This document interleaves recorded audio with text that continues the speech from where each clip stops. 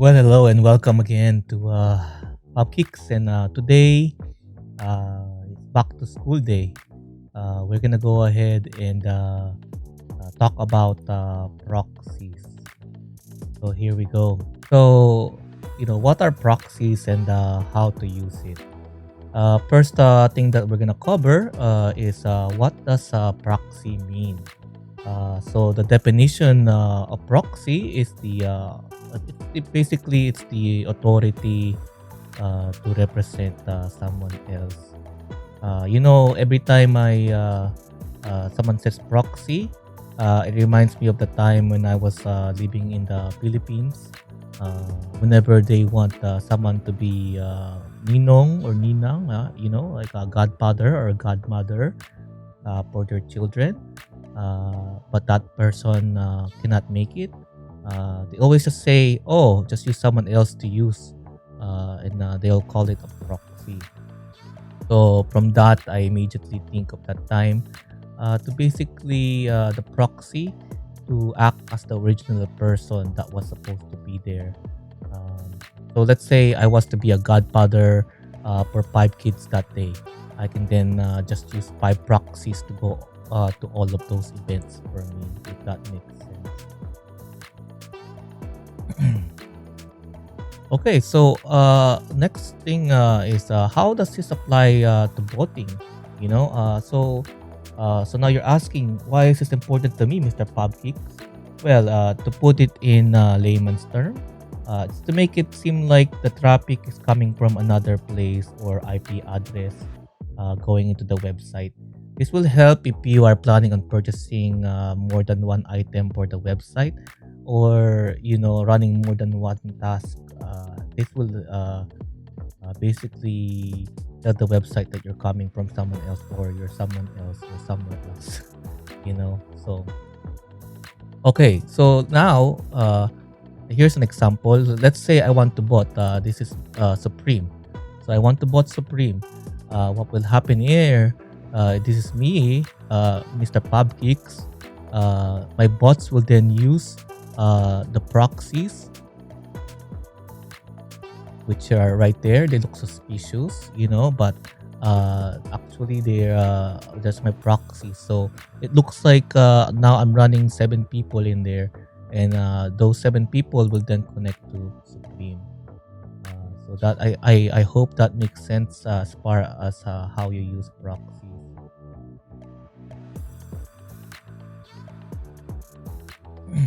So in botting world, there are two types of proxies. So these are the two different kind of proxies that you always see.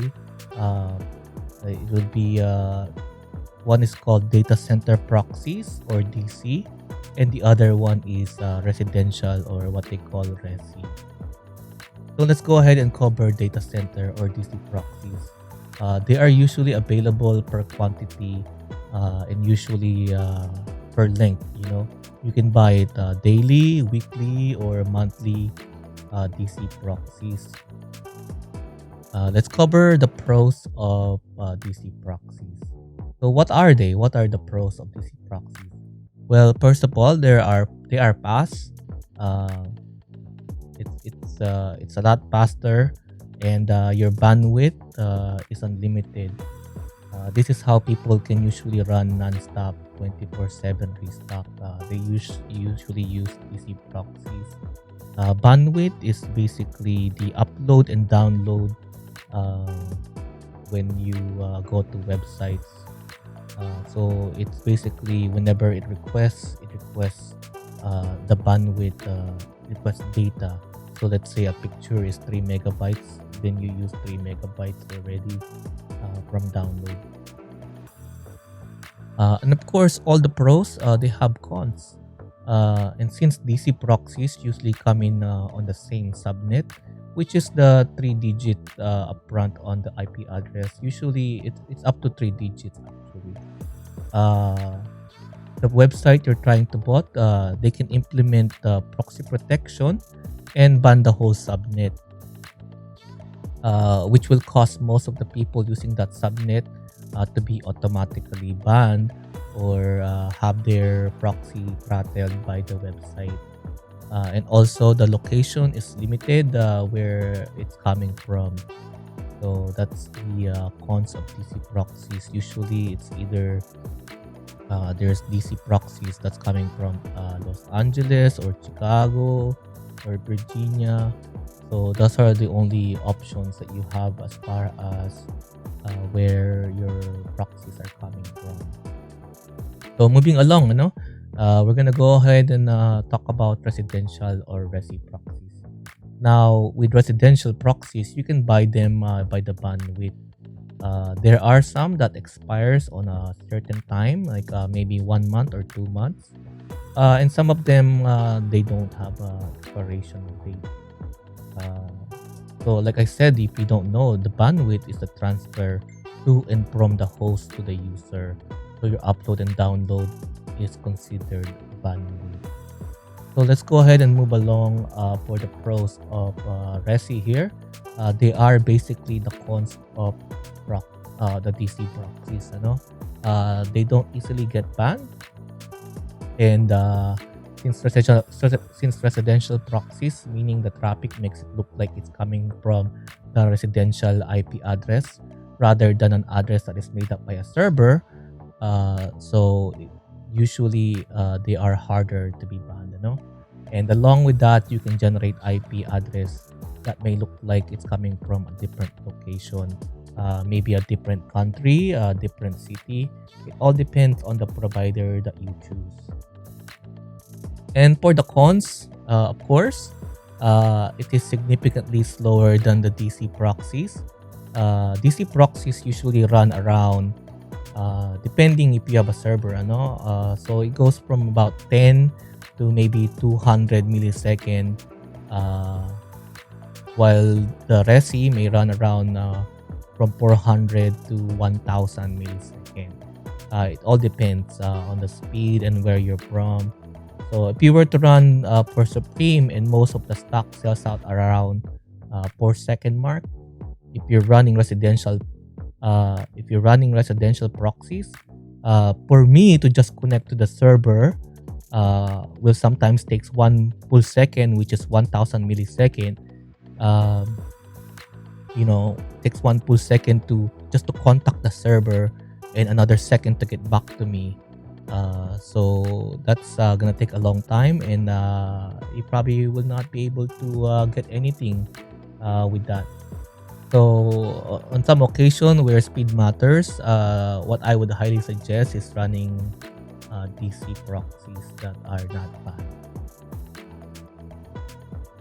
So here's another question that people ask: does it matter where your proxy location is? Yes, actually it does. Even though it's the internet, your data still travels from one place to another. They don't just transport, they're not like you just transport from one place. It has to travel from your location to another. So let me give you guys an example here. So let's say I live in California and my proxy server is in Virginia. So my data will still have to travel from California to the proxy in Virginia, and let's say the Shopify website is in Virginia as well. So it then will connect to the Shopify website. So as you can see here, the travel from my computer all the way to my proxy server, that will take a long time already, and then from proxy to Shopify as well. So there you have that. So let's say here's another example here. Let's say I live in New York. The distance that my data will travel from New York to Virginia and then to the Shopify website is a lot shorter distance than if I was to travel from California. So yes, it does still matter, where your location is and everything. So let's do another example here. So let's say that I still live in New York. Then my proxy is from Chicago. Now my connection has to travel from New York to Chicago to the Shopify website in Virginia. And as you can see there's still a lot of travel distance to be covered, you know. So, and then there you have that. And then some people are asking me, hey, the Mr. PubGeeks, do I need a server? Well, the question is, it's up to you. You know, here's some questions that might be answering your the answers to answer some of your question here. So a few reasons why you should use a server. First, if you have a Mac computer, because most of the bots are run on Windows. And second is if you have a slow connection, or maybe, you know, if you live in California while most of the servers are located in the eastern seaboard, so you can have a faster connection. That one might be a reason. Or maybe if you're running a lot of bots and your computer can only handle so much, so you need another workstation, that's another option for you. You can use a server to run extra bots that you might have. Or maybe you're just a big baller and have no use for your money, so you can just get a server. That's another reason for you to get a server. So big baller, yes, for sure. So here's an example of a server here. So as you can remember from this picture, let's say if I was from California, no, and it will take you longer to connect, as you can see. But let's say if you have a server that is now located in Virginia, boom, you see that? See that? Look at that. They're like covering each other now. So now you're wondering, why is there no line from my connection to the server? Because your connection to the server is completely remote. So you don't really, it doesn't really travel. You're basically just remote controlling the server from your workstation. So now the only thing that matters is the server to the proxies to Shopify. So think of it as you have a puppet that you control with strings already, you know.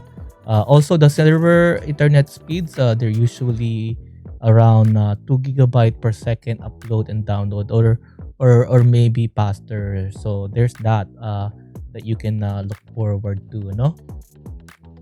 All right. So moving along, no? There's some other frequently asked questions that people ask me. One of them are being, what are ISPs? So ISP, which is translates to Internet Service Provider. Internet Service Provider. It just imitates the IP address of internet service providers. So in the eyes of the website that you're trying to bot, it looks like it's coming from your normal internet provider.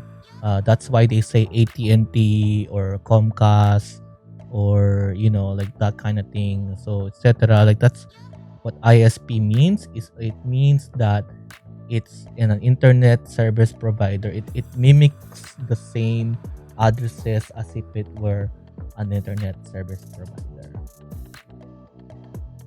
So another question that I usually get, what proxies and server would you recommend? Well, there's quite a few here. For proxies, we have Oculus proxies. It's my go-to DC proxies. We have Proxy Heaven. They are really awesome ISPs. Slash Proxies is my go-to for Easy Supply. For some reason, it always works on Easy Supply for me. So that's really good proxies as well right there. Another addition that I have is Aqua Proxies. It has been really doing well for me for Shopify for some reason, and for Supreme as well. And then we have Notify is another go-to proxies that I use. And then per servers, we have Oculus servers. Uh, has good speed, and I have the Virginia based server as well. So that's a very reliable one. And I think one of the most underrated server that I have is Eclipse server, that I would really recommend for everyone. And down below on the description, you can actually see the links and their Twitter, just in case you want to check them out. And most of them, they use PubKicks code, ano, uh, for discount. So make sure you go ahead and use that. And that's pretty much it. So hopefully, this video has helped you understand what proxies mean and what they do for you when it comes in terms of botting. Uh, but if you have any more questions, just go ahead and leave a comment down below. If you like this video, go ahead and hit that like, subscribe, and follow as well. I really appreciate all you guys sticking with me through thick and thin. But I really appreciate it. So if you have any more questions, just go ahead and post it down below. Thank you very much for the support. Kita kits.